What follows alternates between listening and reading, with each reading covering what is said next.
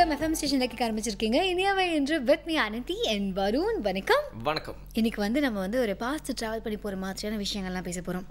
Time machine டே இல்லடா, அதாவது சத்தான பியூரான உணவு வகைகள்லாம் சாப்பிட்டு உங்களுக்கு எவ்வளோ நாள் இருக்கும் வரும்? நான் பிறந்ததுலேருந்தே அதெல்லாம் சாப்பிட்டு வச்சுக்கோங்களேன். சீரியஸா? ஸோ இதெல்லாம் பாஸ்ட் அப்படின்னு சொல்லலாம் இல்லையா? கொஞ்சம் சொல்கிறது கொஞ்சம் கஷ்டமாக தான் இருக்குது. இன்னைக்கு farmers market week. Okay great. இப்போது நீங்கள் நல்லா வேலை செய்கிறீங்க, உழைச்சி நல்லா வேலை செஞ்சுட்டே இருக்கீங்க, நல்ல பேர்லாம் வாங்குறீங்க, கடைசியில் சம்பளம் மட்டும் நான் வாங்கிட்டு போனேன் அப்படி இருக்கும். ஆமாம், சம்பளம் மட்டும் மேனேஜர் மட்டும் இவ்வளோ வாங்கிட்டு எனக்கு தம்மா துண்டு கொடுத்தாங்க, கஷ்டமாக தானே இருக்கும்.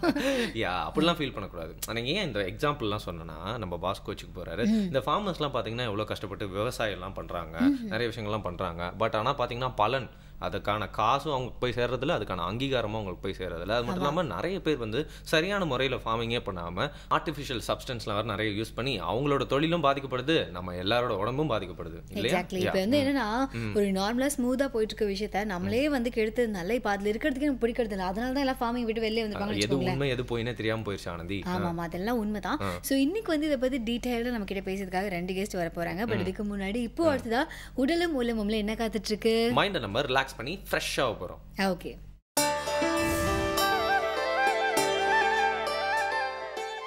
வாழ்க வையகம், வாழ்க வையகம், வாழ்க வளமுடன். அனைவருக்கும் இனிய காலை வணக்கம். முத்திரைகள் பற்றி நாம் தெரிஞ்சிட்ருக்கிறோம். நிறைய பேருக்கு அவ்வப்பொழுது உடல்லையும் மனசுலையும் சோர்வு வந்துடுதுங்க. அந்த சோர்விலிருந்து மீட்டுக்கொள்வதற்கு ஒரு அற்புதமான முத்திரை இப்போ நம்ம பார்க்க போகிறோம். பிராண முத்திரை. அதாவது இது மாதிரி சுண்டு விரல், மோதிர விரல், பெருவிரல் 3ஐயும் ஒன்றாக சேர்த்து வைத்துக்கொண்டு மற்ற 2 விரல்களையும் நீட்டிக்கொள்ள வேண்டும். இது பிராணமுத்திரை. செய்யலாங்க.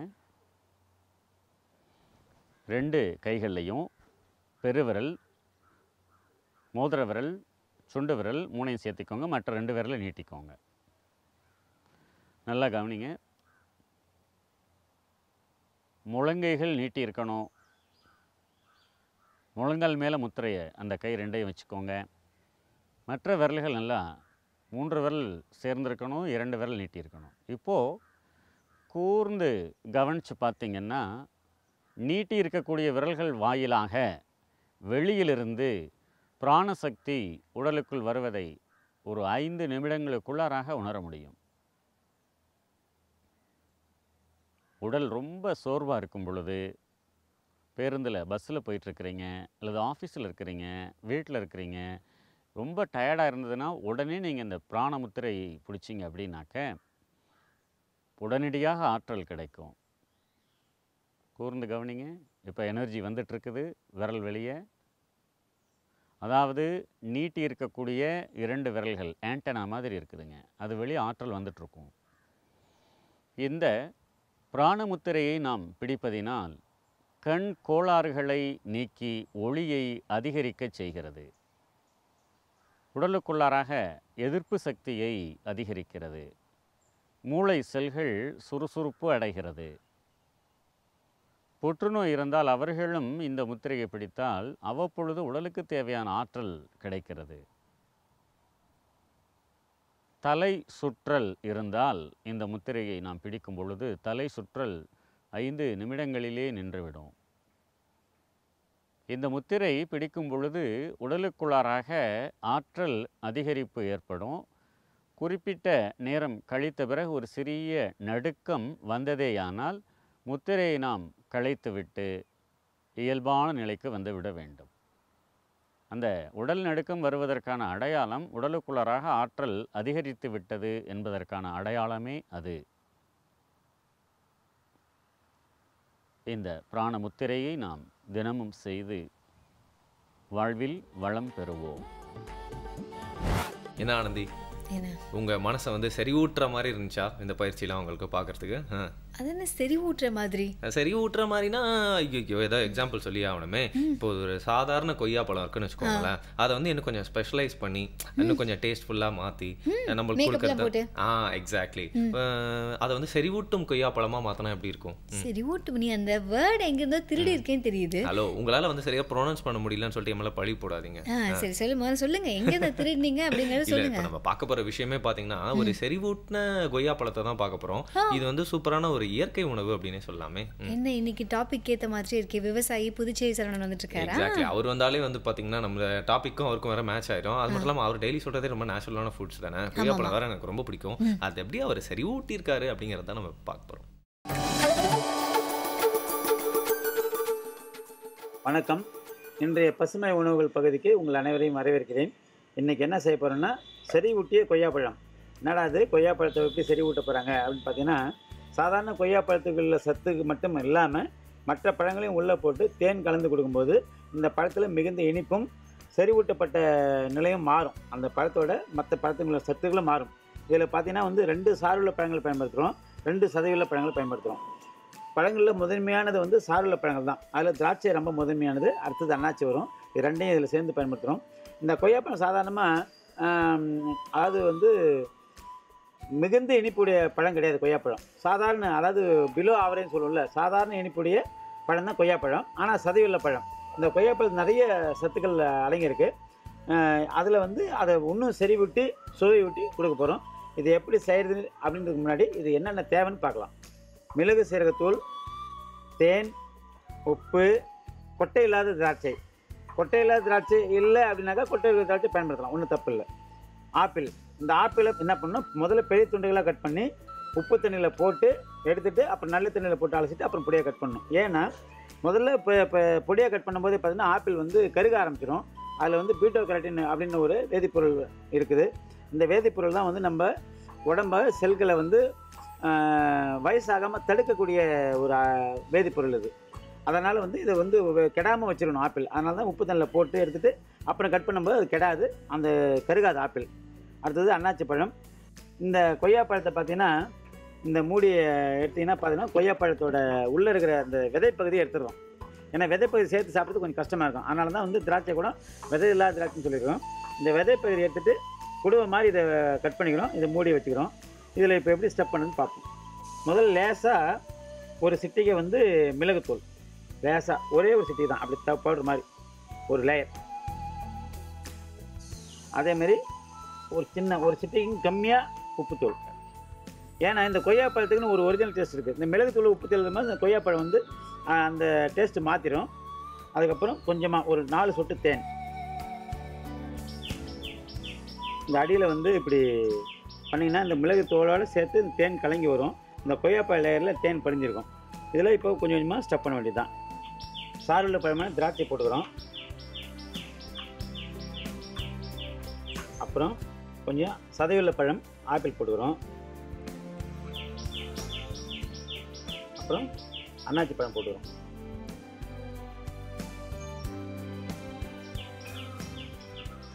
இதில் தேன் கொஞ்சம் கலந்துக்கிறோம். அது வந்து உள்ளே ஸ்டெப் பண்ணுறோம். அதுக்கு முடிஞ்ச வரைக்கும் எவ்வளோ ஸ்டெப் பண்ண முடியும் அவ்வளோ ஸ்டெப் பண்ணாக்கா இந்த கலந்த இதெல்லாம் வந்து அதில் ஒட்டிக்கும். திரும்ப எவ்வளோ ஃபில் பண்ண முடியுமோ முடிஞ்ச வரைக்கும் கலந்து பண்ணாக்கா அந்த சுவை வந்து கரெக்டாக இருக்கும். திரும்ப தேன் ஊற்றிடும்.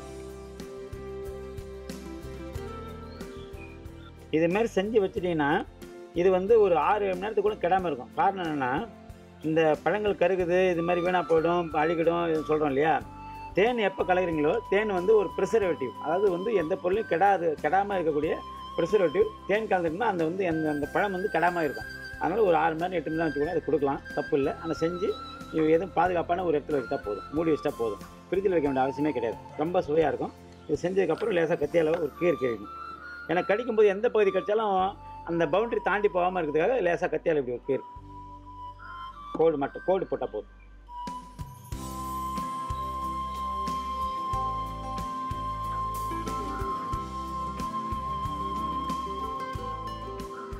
இதில் ஒரே ஒரு விஷயந்தான் இந்த கொய்யாப்பழம் தேர்ந்தெடுக்கும் போது கடைபிடிக்கணும். இது வந்து செங்காயம் இல்லாமல் பழமும் இல்லாமல் அந்த நடுநிலைமையான கொஞ்சம் கொய்யாப்பழத்தை பெரிய சைஸில் எடுத்துக்கிட்டோம். அப்போ தான் வந்து குடுவை வந்து பெருசாக இருக்கும். குடுவை பெருசாக இருக்க இதில் உள்ள பொருட்கள் பழங்களுடைய அளவும் பெருசாக இருக்கும். சாப்பிட்றதுக்கு ரொம்ப சுவையாக இருக்கும். இப்போ செறிவூட்டப்பட்ட கொய்யாப்பழம் தயாராக இருக்குது. இது வந்து குழந்தைங்க ரொம்ப விரும்பி சாப்பிடுவாங்க. ஒரு முறை இதை செஞ்சு கொடுத்து அவங்க சாப்பிட வச்சுட்டோம்னா இதை விரும்பி சாப்பிடுவாங்க. முதல்ல கொடுக்கும்போது கொய்யாப்பழம் கொடுக்குற மாதிரி தெரியும். அவங்க சாப்பிட அது உள்ள நிறைய முத்துக்களும் மாதுளை முத்துக்கள்லாம் இருந்தால் அதை போடலாம். சாப்பிட பார்த்தீங்கன்னா நிறைய டேஸ்ட்டாக தேனோடு கலந்து வரும்போது எந்த பழமும் ரொம்ப சுவையாக இருக்கும். ஏன்னா கொய்யாப்பழம் வந்து சாதாரண இனிப்பை விட கொஞ்சம் குறைவான இனிப்பு தான் கொய்யாப்பழத்தில் எப்பவுமே இருக்கும். நல்ல இனிப்பு உள்ள கொய்யாப்பழம் நாட்டு கொய்யாப்பழங்கள்லாம் கிடைக்கும். அது வந்து ரொம்ப சிறிய சைஸில் இருக்கும். இந்த மாதிரி கொய்யாப்பழத்தை செய்யும்போது இந்த கொய்யாப்பழம் அந்த சாதாரண நாட்டு கொய்யாப்பழம் அளவுக்கு ரொம்ப சுவையாகவும் அதிக சத்துள்ளதாகவும் இருக்கும். வேறு ஒரு நல்ல உணவோட அடுத்த நிகழ்ச்சி சந்திக்கலாம். ஒரு பணியாரமே பணியாரத்தை சாப்பிடுது அப்படிங்கிற மாதிரி ஒரு ஃப்ரூட் சாலட் எவ்வளோ அழகாக வந்து ஒரு ஃப்ரூட்லேயே வச்சு அழகாக கொடுத்துருக்காரு இல்லையா? உங்களுக்கு அதெல்லாம் பார்த்தா அப்படியே எடுத்துட்டு ஓடி போயிடணும் போல இருக்குல்ல. நல்ல விஷயங்கள் சாப்பிடணும்னு ஆசைப்படுறேன், பகிர்ந்து சாப்பிடணும் ஆனந்தி. அது முதல்ல மைண்ட்ல வச்சுக்கோங்க. அதனால தான் உங்களுக்கு இந்த செறிவூட்டின கொய்யாப்பழம்லாம் கிடைக்கவே மாட்டேங்குது. யார் சொன்னா கிடைக்காது? இன்னும் கொஞ்ச நேரத்தில் என் கையில இருந்து உட்கார போகுது. அதுக்கு முன்னாடி நான் இப்போ வந்து ரெஸ்ட் எடுத்துக்க போறேன். புதிய யுகம் எஃப்எம் ஸ்டேஷன்ல இது இனியவை என்று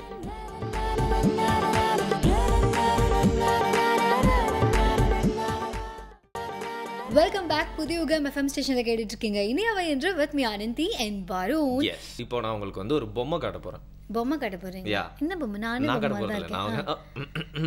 இது வந்து நீங்க வந்து நம்ம ஊர் பொம்மை அப்படின்னு சும்மா வச்சுக்கலாம், நீங்களே கேட்டதால. சரியா? இந்த மராத்தி பொம்மை ட்ரெஸ் எல்லாம் பார்த்தா உங்களுக்கு மராத்தி பொம்மை மாதிரி இல்லையா? மராத்தி பொம்மை மாதிரியா? மராத்தி பொம்மை ரொம்ப அழகா இருக்கும். உங்களுக்கு மராத்தி பொம்மை எப்படி இருக்கும்னு தெரியாது போல இருக்கு.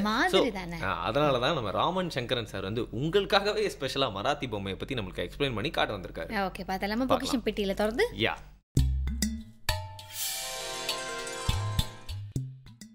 பொக்கிஷன் நிகழ்ச்சியில் நம்ம 100 வருஷத்துக்கு மினிமம் பழமையான ஆன்டிக்விட்டியை பற்றி பேசிகிட்டு இருக்கோம். இன்றைக்கி பார்க்க போகிறது ஒரு 2 பொருள்.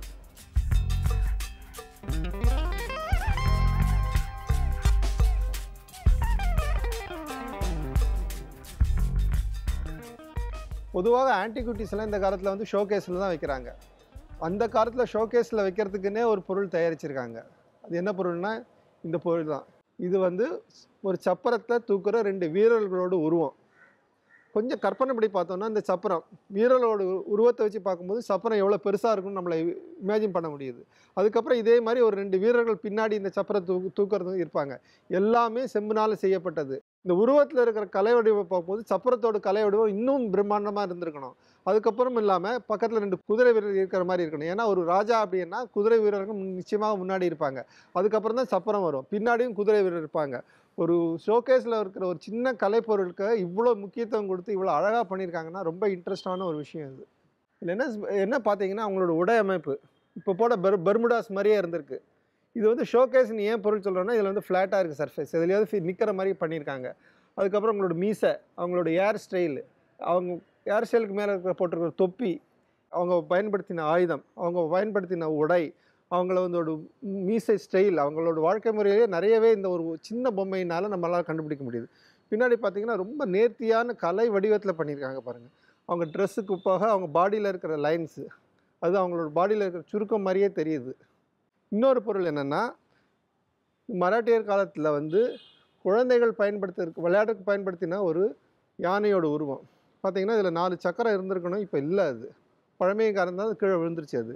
அப்புறம் இந்த வீரரோட ஹேர் ஸ்டைல், வீரரோட மீசை, இதெல்லாம் வச்சு தான் இது மராட்டா பொம்மை சொல்கிறது. அப்புறம் கிடைத்த இடம் தஞ்சாவூர் தான். நீங்கள் ராஜாக்களோட போர்ட்ரேட் படத்தில் பார்த்தீங்கன்னா இந்த தொப்பி வந்து மராட்டிய மன்னருக்கு மட்டும் ஸ்பெஷலாக பயன்படுத்தின ஒரு ஸ்டைலாக இருக்கும். அது யானையோட உருவம் பார்த்தீங்கன்னா ஃபுல் டெக்கரேட்டட் மணி, இந்த மணி உருவத்தோடு எல்லாமே பண்ணியிருக்காங்க. ஒரு குழந்தைக்கு பண்ணுறோம் சின்னதாக பண்ணால் போகிறோன்னு இல்லாமல் அவ்வளோ கலை நடிவத்தோடு பண்ணியிருக்காங்க. மேலும் இதோட பேஸில் வந்து வெயிட் கம்மியாக இருக்குது. ஏன்னா குழந்தைகள் இப்படி தள்ளி கொண்டு போகும்போது கீழே விழுந்துருக்கக்கூடாதுங்கிற ஒரு பேலன்ஸான ஒரு முறையில் பண்ணியிருக்காங்க. அது எல்லாமே இதில் வந்து ரொம்ப அழகாக தத்துரூபமாக வடிவமைச்சிருப்பாங்க. அதனால் அவங்களோட கலை ரசனை ரொம்ப பிரம்மாண்டமாக இருக்குன்னு நம்ம உணர முடியுது. இதே போல் இன்னொரு பொக்கிஷம் நிகழ்ச்சியில் இன்னொரு ஆன்டிக்கோட உங்களை சந்திக்கிறதுல நான் சந்தோஷம் அடைகிறேன். நன்றி. நல்லா பாத்தியா, 6 வித்தியாசம் கண்டுபிடிக்கிறது கூட கொஞ்சம் கஷ்டமா தான் இருக்கும் போல இருக்கே.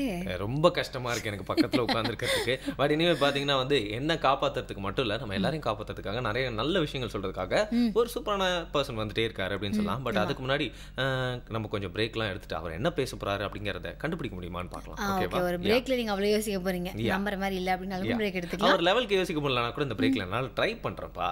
ஓகே, புதிய யுகம் எஃப்எம் ஸ்டேஷன்ல இது இனியவை என்று.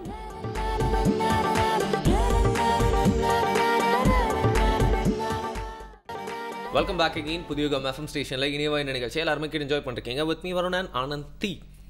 சொல்லுங்க வருண். டெசிஷன் மேக்கிங் அப்படிங்கிறது எவ்வளோ பெரிய விஷயம் தெரியுமா? சில பேர் வந்து டெசிஷன் எடுக்கிற ஒரு மாதிரி ஒரு சூழ்நிலை வந்தோடனே தள்ளாடிடுவாங்க. ஐயோ இந்த பக்கம் போகிறதா அந்த பக்கம் போகிறதா, இது எடுக்கிறதா அது எடுக்கிறதா, அது மாதிரி சிலர்லாம் பார்த்தீங்கன்னா வந்து டெசிஷன் எடுத்துட்டாங்கன்னா சும்மா அப்படி அச்சு மாதிரி நிற்பாங்க அங்கேயே, அவங்கள எதுவுமே அசைக்கவே முடியாது அப்படின்னு சொல்லலாம். அதில் வந்து பெண்களில் வந்து நான் ரொம்ப அட்மையர் பண்ணியிருக்கேன். ஏன்னா வந்து பசங்க மோஸ்ட்டாக டெசிஷன் எடுத்துட்டாங்கன்னா அதுக்கப்புறம் டெசிஷன் பற்றி கரெக்டாக இல்லையான்னு யோசிப்பாங்க. பட் பெண்கள் வந்து எடுத்த டெசிஷன் வந்து எப்போவுமே வந்து அப்படியே ஸ்டெடியாக இருந்திருக்காங்க இல்லையா? ஆமாம், சீரியஸாக ஒரு சில பேர் வந்து டெசிஷன் எடுக்கிறதுக்கு முன்னாடி இவ்வளோ யோசிப்பாங்க, டெசிஷன் எடுத்ததுக்கு அப்புறம் எதுவும் யோசிக்க மாட்டாங்க. ஆனால் ஒரு சில பேர்லாம் டெசிஷன் எடுத்துருவாங்க, அதுக்கப்புறம் அது யோசிப்பாங்க பாருங்க, யோசிப்பாங்க ஒரு வாட்டி நான் என் பேச்சு கேட்க மாட்டேன், அந்த டைலாக் மாதிரி சொல்றேன். ஆமா சீரியஸ். அதுக்கப்புறம் தான் நிறைய விஷயங்களை போட்டு மண்டையில போட்டு குழப்பி ஏன்டா இந்த டெசிஷன் எடுத்தோம் அப்படிங்கிற ஃபீல் பண்ணுவாங்க. நம்மளுக்கு தெரிஞ்ச வரைக்கும் டெசிஷன் அப்படிங்கிற ஒரு டாபிக்ல இவ்வளவுதான் பேச முடியும். பட் டெசிஷன் மேக்கிங் ஸ்கில்ஸ் பத்தி நம்மளுக்கு சூப்பரா சொல்லி தரதுக்கு வராது, நம்மளுக்குலாம் பிடிச்ச ஒருத்தர் இல்லையா? ஆமாம், அது யாரு அப்படின்னா உள்ளுவதெல்லாம் பகுதியில் இன்னைக்கு நம்ம இணை அன்பு ஐஏஎஸ் அவர்கள் வந்துட்டு இருக்காரு. பேசலாமா? பார்க்கலாம்.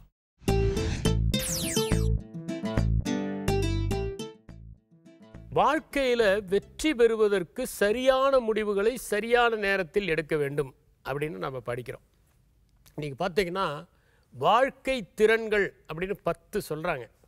என்னென்னா, ஒன்று வந்து செல்ஃப் அவேர்னஸ், 2வது கிரிட்டிக்கல் திங்கிங், 3வது கிரியேட்டிவ் திங்கிங், 4வது ப்ராப்ளம் சால்விங், 5வது டெசிஷன் மேக்கிங், 6வது இன்டர்பர்சனல் ரிலேஷன்ஷிப், 7வது எம்பத்தி, 8வது ஹேண்ட்லிங் ஸ்ட்ரெஸ், 9வது வந்து இமோஷனல் இன்டெலிஜென்ஸ், 10வது எஃபெக்டிவ் கம்யூனிகேஷன். இது 10ஐயும் வாழ்க்கை திறன்கிறாங்க. இன்றைக்கி பார்த்தீங்கன்னா பசங்களுக்கு வெறும் பாடத்தை சொல்லிக் கொடுக்காதீங்க, இது 10ஐயும் சொல்லிக் கொடுங்க, அப்போ தான் அவன் வந்து வாழ்க்கையில் ஜெயிக்க முடியும் அப்படின்னு சொல்கிறாங்க. ஒரு ஸ்ட்ரீட்டில் ஸ்மார்ட்டாக இருக்கணும்னா இதெல்லாம் தெரிஞ்சிருக்கணும். பையன் வந்து கணக்கில் ஃபஸ்ட் மார்க் வாங்குவான், ஆனால் ஒரு 500 ரூபா நோட்டை கொடுத்து மளிகை சாமான் வாங்கிட்டு வர சொன்னீங்கன்னா சரியாக சில்லறை வாங்கிட்டு வர தெரியாது. ஏன்னா இந்த கணக்கு, இந்த போடுற கணக்கு தான் தெரியுமே ஒழிய அங்கே போய் அந்த கூட்டி பார்த்து வாங்கிட்டு வர்றதுக்கு தெரியாது. இந்த முரண்பாடு ஏன் ஏற்படுது அப்படின்னா, வாழ்க்கை திறன்கள் ஒருவருக்கு கைவரப்பெறாமல் போனால் இந்த குழப்பம் ஏற்படும். சரி, அந்த வாழ்க்கை திறன்கள்லேயே ரொம்ப ரொம்ப முக்கியமானது எது அப்படின்னா டெசிஷன் மேக்கிங் தான். 2 பேர் போவாங்க, துணி எடுக்க போவாங்க. இவனுக்கு தான் துணி எடுக்கிறான், ஆனால் இவனுக்கு எடுக்க தெரியாது. நீயே பார்த்து சொல்ல, இதை எடுத்துக்கலாமா இதை எடுத்துக்கலாமா, எதுனாலும் பரவாயில்ல. சில பேர் வீட்டுக்கு போனால் நான் அவங்க கேட்பாங்க, என்னங்க காஃபி சாப்பிட்றீங்களா டீ சாப்பிட்றீங்க, ஏதோ ஒன்று கொடுங்க. இல்லைங்க டீயும் இருக்குது காஃபியும் இருக்குங்க, எதுங்க வேணும், எது வேணால் கொடுங்க. இல்லைங்க உங்களுக்கு எதுங்க வேணும், உங்களுக்கு எது பிடிக்கும், கடைசி வரைக்கும் பிடியாக குடிக்காமல் எதை வேணால் கொடுங்க எதை வேணால் கொடுங்கம்பாங்க.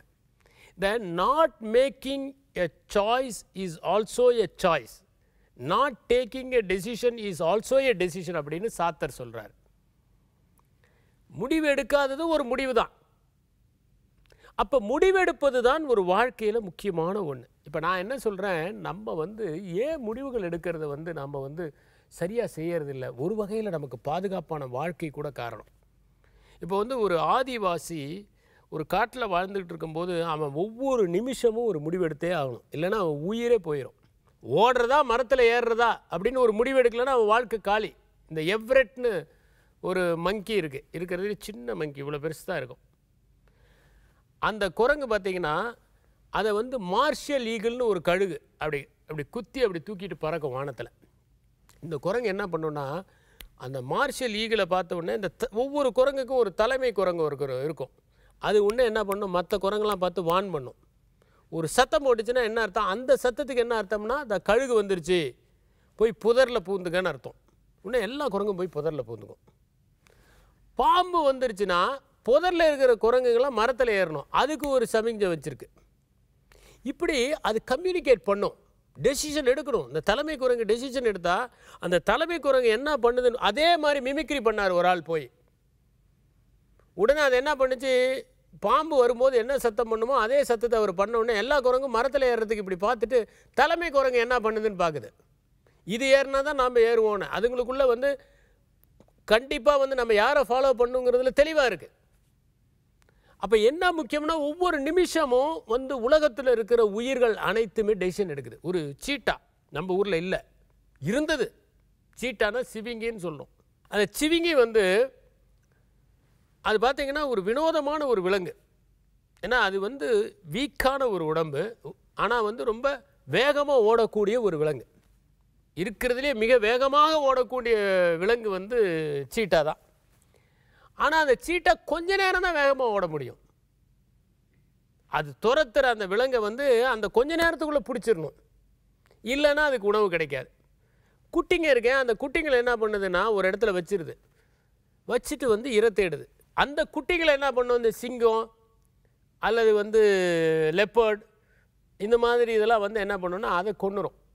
ஏன்னா இந்த குறிப்பிட்ட எல்லை பகுதியில் இவ்வளவு வந்து மாமிச பட்சினி இருந்தால் தான் தாவர உண்ணிகள் வந்து போதுமானதாக இருக்கும்.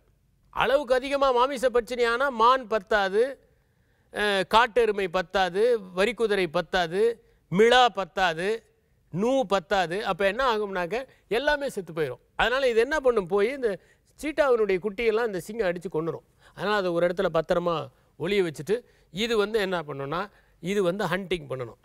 இப்போ இது என்னென்னா 2 நாளைக்கு 5000 கேலரி தேவை ஒரு சீட்டாவுக்கு. அது வந்து 30 செகண்டே 300 கேலரி செலவாயிரும், அவ்வளோ வேகமாக ஓடுது அது. இப்போ அது 2 மானை பார்க்குதுன்னு வச்சுக்கோங்க, அது ஒரு மான் கூட்டத்தை துரத்துது, 2 மானை கடைசியாக ஐடென்டிஃபை பண்ணுது. இப்போ அது என்ன பண்ணும், ஒரு டெசிஷன் எடுக்கும், இந்த மானை பிடிக்கலாமா இந்த மானை பிடிக்கலாமா. இந்த மானை பிடிக்கணுன்னா அது என்ன பண்ணுது, 2 பாறையை தாண்டி நான் போய் பிடிக்கணும், இவ்வளவு கேலரி செலவாகும், பிடிக்காம விட்டுட்டா வம்பு. இந்த மான்னாக்க ஈஸியாக போய் பிடிச்சிடலாம், இந்த மானை பிடிச்சோம்னா இவ்வளவு கேலரி கிடைக்கும், இதை சாப்பிட்டுட்டு இதை குட்டிகளுக்கு எடுத்துகிட்டு போகலாம். இப்போ நம்ம குட்டிகளை காப்பாற்றுறதா நம்ம உயிரை தக்க வச்சுக்கிறதா. சில நேரங்களில் மைனஸ் வரைக்கும் போயிடும் கேலரி, -200 கேலரிஸ். அப்போ என்ன ஆகும், அது உடம்புல இருக்கிற ஃபேட்டே கரைய ஆரம்பிக்குது, தாக்கு பிடிக்காது, அப்படியே சோர்ந்து போயிடும். அப்போ என்ன ஆகுதுன்னா ஒவ்வொரு நிமிஷமும் ஒரு சீட்டா டெசிஷன் எடுத்துக்கிட்டே இருக்குது. ஏன்னா அது வாழ்க்கையினுடைய கேள்வி. அப்போ நாம் வந்து டெசிஷன் மேக்கிங்கை கரெக்டாக செய்யணுமா இல்லையா, நம்ம சரியான டெசிஷன் எடுக்கிறோமா. முதல்ல எதை படிக்கிறதுன்னு எப்படி டெசிஷன் எடுக்கிறோம், எல்லாரும் படிக்கிறதை எடுக்கலாம், நமக்கு அது வருதா, நமக்கு விருப்பமா, நமக்கு ஏற்றதா. என் ஃப்ரெண்ட்ஸ் எல்லாம் போகிறாங்க அதனால் நானும் போய் சேர போகிறேன், அப்படி ஒரு முடிவு. சரி, அதுக்கு அடுத்தது வேலை, எதை வச்சு எடுக்கிறோம், இந்த வேலையில் நமக்கு வந்து பிடித்தம் இருக்கா, சம்பளம் நிறையா கிடைக்கும், சம்பளம் நிறையா கிடைக்கிறது மட்டுமா ஒரு இது, நம்ம பர்பஸ் ஆஃப் லைஃப் அது மீட் பண்ணுறதுக்கு உதவுமா, நமக்கு இண்டிபெண்டன்ஸுக்கு உதவுமா, க்ரியேட்டிவிட்டிக்கு உதவுமா, நம்ம மனநிலைக்கு உதவுமா அப்படிங்கிறத பார்க்க வேணாம். வேலையில் செய்கிறது, கல்யாணம் பண்ணுறது, எதுலேயுமே நம்ம சரியான டெசிஷன் எடுக்கிறது கிடையாது. அப்போ டெசிஷன் மேக்கிங் வந்து it is the hallmark of a person's life in achieving success. இப்போ ஒவ்வொரு டெசிஷனையும் 3ஆக பிரிங்க. முதல்ல என்ன பிரச்சனை அதை பற்றி ஆராய்வோம், அதுதான் இன்டெலிஜென்ஸ் ஆக்டிவிட்டி. என்னையா problem, what is the problem, எதுக்காக நம்ம இந்த டெசிஷன் எடுக்கிறோம். 2வது என்னென்ன சாய்ஸஸ் இருக்குது.